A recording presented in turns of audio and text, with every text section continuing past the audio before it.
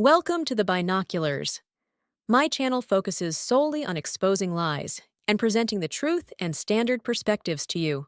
That person lying too? I have not received any evidence outside of the screenshot that Miss Washington directed. So those her two team. people are wrong. They're not telling the truth to We are currently investigating this But that's issue not what you and said. bringing You in said the this is IG. isolated, reprehensible, hasn't happened. This is the only time. And they're saying, nope, nope, nope. It's Diane Criswell, who is the administrator for FEMA, is on Capitol Hill today, who is giving a testimony in response to the bombshell scandal.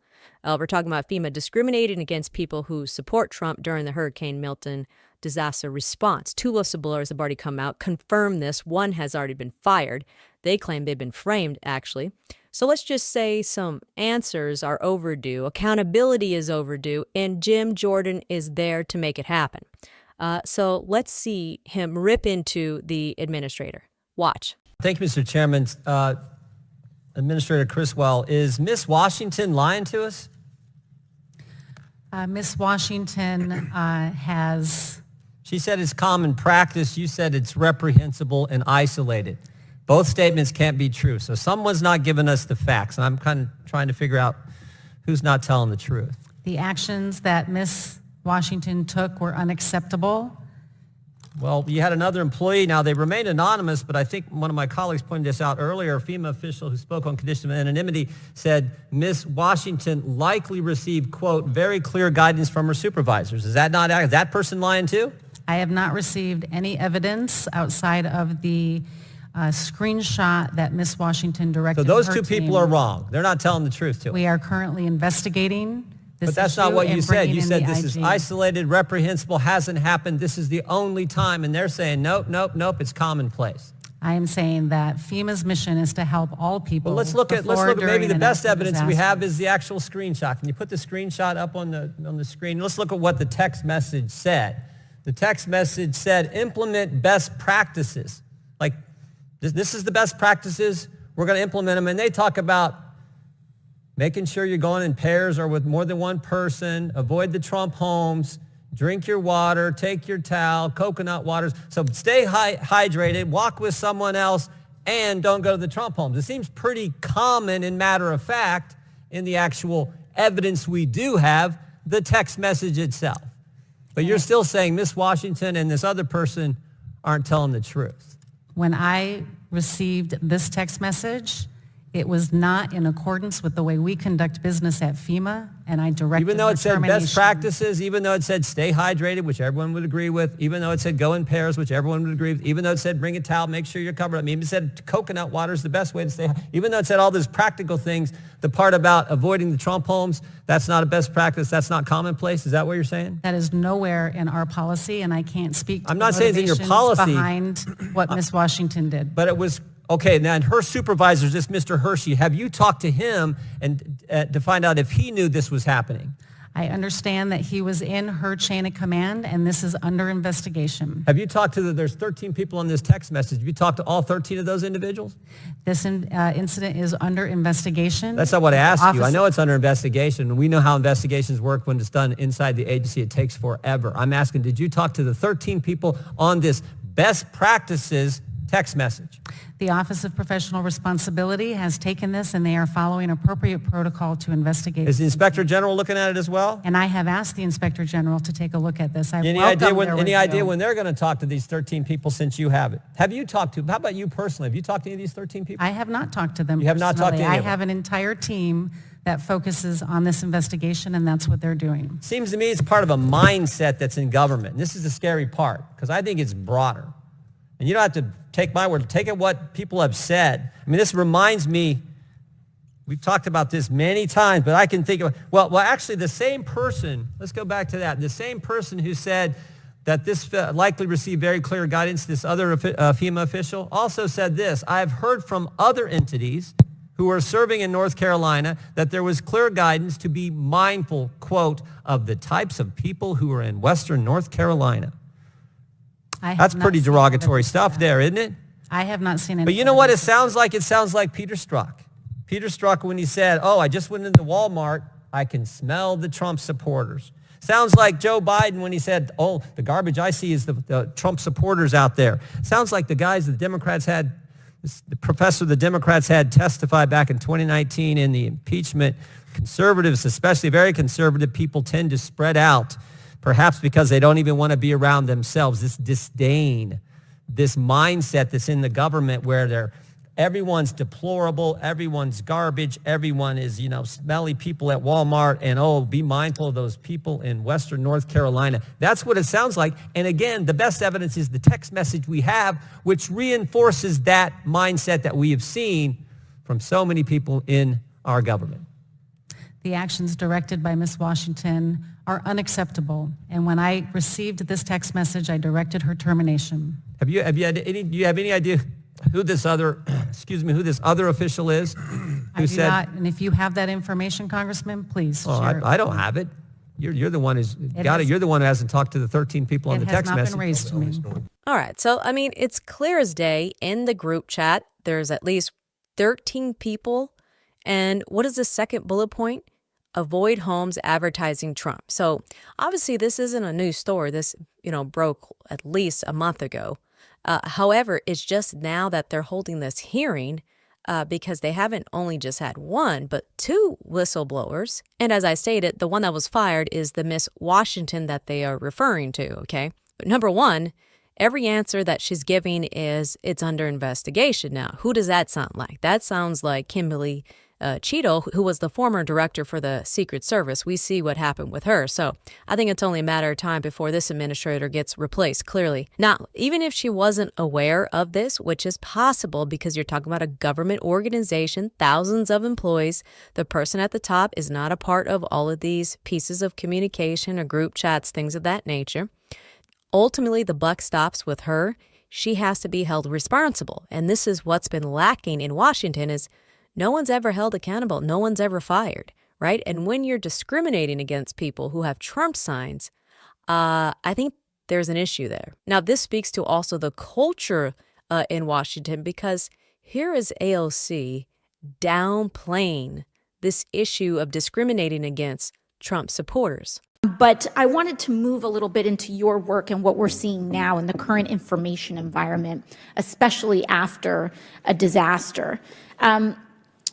Administrator Criswell, recently in North Carolina and with these storms and hurricanes that have hit this year, there have been very large-scale moments of disinformation regarding FEMA, correct?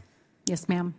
One of those that I've just seen is this idea that, and I'm going to ask you if this is true or not, and I apologize that I even have to ask you some of these things, but I think it's important for the American people to see in a setting like this, where we have to swear to tell the truth, that we see officially on the record that these things are not true.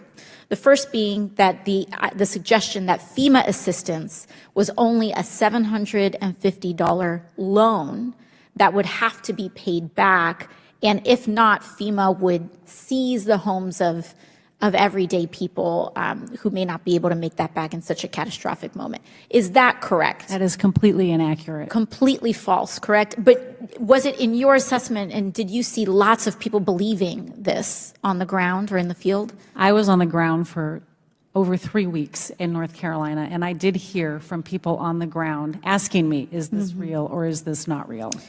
Another one that I also saw very widely circulated, that FEMA did not have enough money to provide relief services because that allocation of funds went to either undocumented immigrants, aid to Ukraine, or even aid to the Israeli government.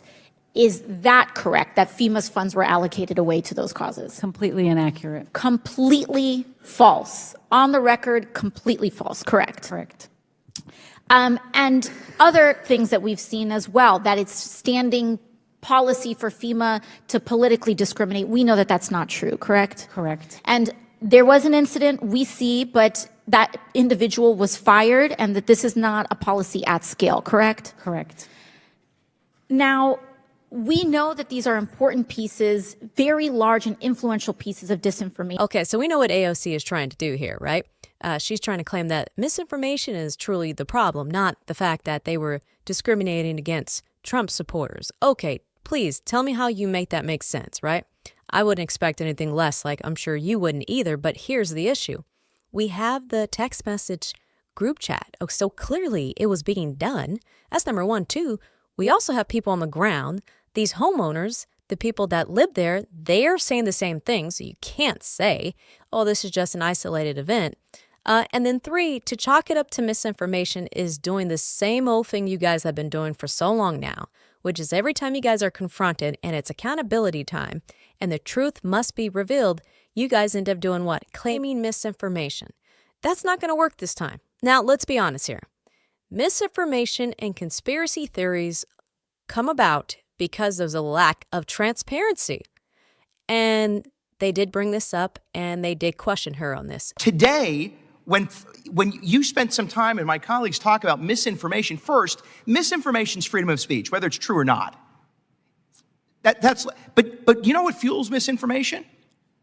The inequity that FEMA has engaged in, because it allows for people to assume, whether true or not, a level of either incompetence, inefficiency, or lack of concern for those who are struggling the most when they see individuals enter this country illegally and then are transported here and receiving services. And you know that it is easier to access the shelter and services funding than it is to access disaster relief aid, housing assistance, small business aid. You know that it's more complicated. Doesn't that in and of itself fuel the misinformation? Congressman, we are administering that program as directed by Congress. You are not administering the program as directed by Congress. We established the law, we established the provisions, and we expect the person, whether it's the president or the administrator of FEMA, to decide what is and is not priority in response to emergency. And by that very measure, with all due respect, the agency has failed. And it has lost focus. My time is up. I yield back to the chairman. Okay, so point number one, they have failed because when you had non-government, private individuals dropping supplies, finding people, search and rescue, we're talking about at the peak, they said it was 35 private helicopters. When that took place, I mean, that pretty much puts the nail in the coffin that FEMA has failed. I mean, FEMA is supposed to be the experts in disaster relief and response. So I don't know what else is there truly to debate on that issue. I mean, the results tell the story that FEMA failed in that regard. Then they failed in communicating as well. When there are rumors going around that all a person is going to receive is $750, and then at the same time they're hearing billions of dollars are being sent to Ukraine, what are these citizens supposed to think unless you guys step up and make it very clear and concise what the truth really is? So why don't you let me know in the comment section if you believe it is true that FEMA has failed and explain why that is. I truly believe, again, it's that the woke mind virus infected the agency. The agency is also politicized. So the people running it is not really thinking about what actually matters. What they're thinking about is the politics, the DEI stuff, the agenda.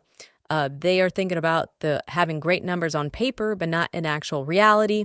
They're making sure that they suck up to the current administration and not actually do the right thing for the Americans who were struggling. And again, we got to see that firsthand. But it's nice to see that they are finally holding a hearing on this and the administrator is being called out. So let me know what your thoughts are and more in the comment section below. Now, another thing that happened on Capitol Hill today was Congresswoman Nancy Mace really sending shockwaves when she introduced a bill to ban men from women restrooms. Now, obviously, that doesn't sound crazy to me, and I'm sure it doesn't sound crazy to you. Yeah, but when you have progressives who are serving in Congress, it is a crazy thing for them, including the left-wing media. So ABC tried to obviously confront Nancy Mace over this, and let's just say that reporter, she went scorched earth on him. Don't forget to hit the subscribe button and share this channel with your friends. Stay tuned for more truth and insightful perspectives. Your support helps us grow and reach more people.